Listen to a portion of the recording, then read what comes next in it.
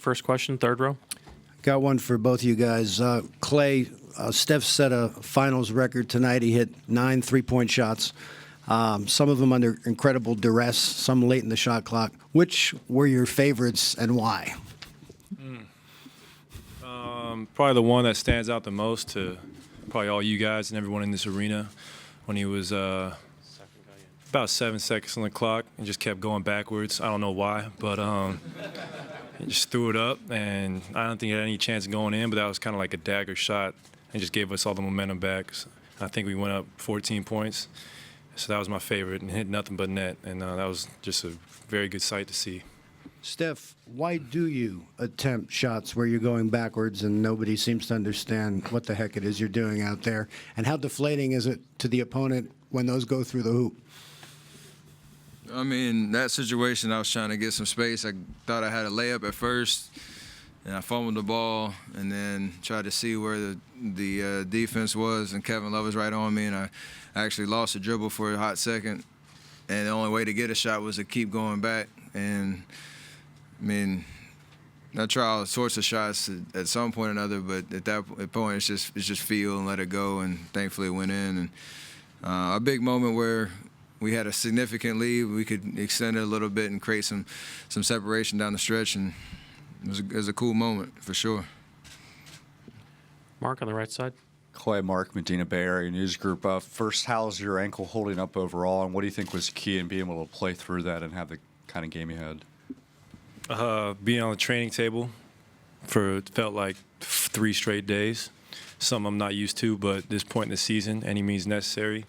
And the ankle feels great. I won't do much tomorrow, and I'll do a little bit Tuesday, but just conserve all I got for Wednesday because I don't want to play with it. You know, it's something that you use a lot. I don't realize how much you use your ankle till you hurt it, but I'm gonna. You should have asked me. Yeah. But yeah, that's that. So. The side on the left. Hi, Rick Tittle with 95.7 The Game. It seemed right from the tip-off you guys were completely focused. Everybody was on the same page. It was like serious business, like you weren't going to leave anything left from the other game. I mean, we watched the film, and obviously from game one, LeBron had an amazing night, but a lot of it was just a lack of kind of sense of urgency early in possessions to try to just be physical. Klay, Draymond, and KD especially were huge, you know, in that transformation to game 2 with just putting up a little bit of resistance and just trying to make them work. And we still had some slip-ups and things we can correct going into game 3, but energy and effort and physicality and all that from the jump was pretty, you know, dialed in, and it gave us a lot of momentum and confidence to, you know, have a better start to the game and then sustain that over 48 minutes for sure. Anthony, third row on the side. Anthony Slater with the Athletics. Steph, you've always had that kind of pass and scatter to the corner 3 in your repertoire, but suddenly, really since the middle of the Houston series, you're doing it a ton. What sparked that, and why is it working so well?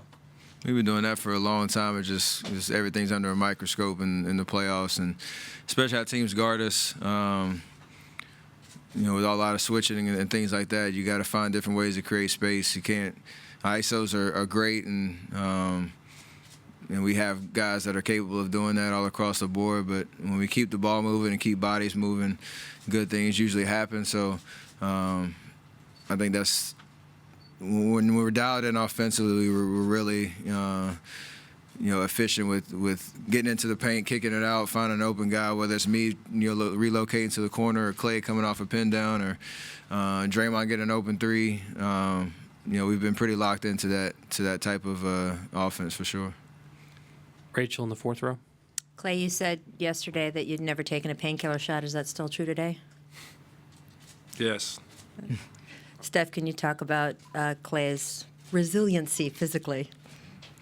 I mean, it's the finals. I knew he's gonna give it every shot to get his body right. Little known fact, I think what's today, Sunday? So Friday, he was getting treatment and still tried to manage to walk out to the court and take a couple shots just to keep his rhythm. But he didn't do much movement. shows you kind of how much he loves the game. And wants to be out there for us as a team and for himself and enjoy this moment. So it's great to have him out there. And I know these next 48 hours are big for him to keep getting recovery and treatment and all that to be ready for Game 3. Front row. For both you gentlemen, Ryan Leong from Associated Press Broadcasting. You guys have always talked about being locked in and knowing where you are now in the finals, up 2-0. Just how focused are you guys, knowing going into Game 3 that could be the turning point for the series? We're extremely focused. This team has been down 2-0 in the last series and came back to win it. So it's nothing to feel happy about being up 2-0. This team plays great at home, and we expect their other guys to even play better at home too, not just LeBron. So we're not going to relax at all because this team's been down and out before and counted out by the media, and we're not going to focus on that. We're just going to focus on what we can do to win Game 3. Art over here. Around here, we know what Draymond does in Draymond. Draymond. I dropped the D. Gotcha. Art Spander. Anyway. Whoa. What didn't we see? He went out and covered LeBron. What don't we see that Draymond does so effectively on defense?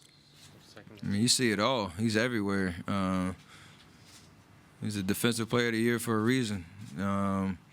He loves those challenges, loves being in the fight every possession. And he just finds ways to not only if it's a one-on-one matchup, get a stop, but plug holes in the defense all over the court. So I don't know what much left he has in the tank on that end that anybody hasn't seen. He just continually does it over and over and over again at a high level, making strong defensive plays to help us get stops and be the defensive team that we've been all these last 3-4 years and in this playoff run. That's why the numbers look so good and why we do what we do. Michael. Michael Lee, Yahoo Sports. Steph, at the end of the third quarter, looked like you tripped after you missed the three, and you stood up and got in Kendrick Perkins' face. I just want to know what would lead a 6'3" guy to get in somebody's 6'10's face and start talking smack, and did that do anything to get you fired up for the final quarter? Much ado about nothing. Good movie. It's a great movie. Last two questions over here on the right side in the second row. Steph, Janie McCauley from the Associated Press. LeBron hit a three with that first minute of the fourth, I think 11:04, and you went down and answered right away and then hit another three immediately after that. How big was that sequence for you guys in momentum? It was big. I think we were up, 10 at the end of the fourth, and he hit a big shot off an offensive rebound. Any of the type of those moments, when you can come down and answer and keep the momentum on our side, it's big. Keep the crowd into it. This guy next to me hit a couple of those in Game 1 and tonight as well. So we have to find ways to, combat their many runs. We're going to especially have to do that on the road. We know how loud it is in that building. So just keep our composure no matter what the score is and find ways to assert ourselves offensively.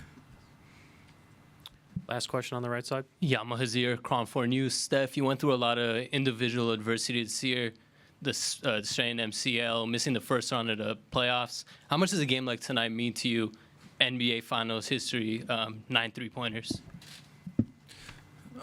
I mean, regardless of how the season went, that's a pretty cool deal to accomplish, knowing who's held the record for, what was that, probably 6-8 years.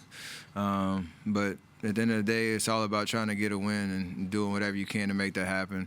I always say, like, if we focus on that, good things happen individually, all across the board. So I never woke up and was like, all right, let's go get 9 threes and get the record. It's more so just about playing the game the right way, having good intentions out there on the court, and good things happen. So pretty special night, and hopefully some more special things happen to get 2 more wins.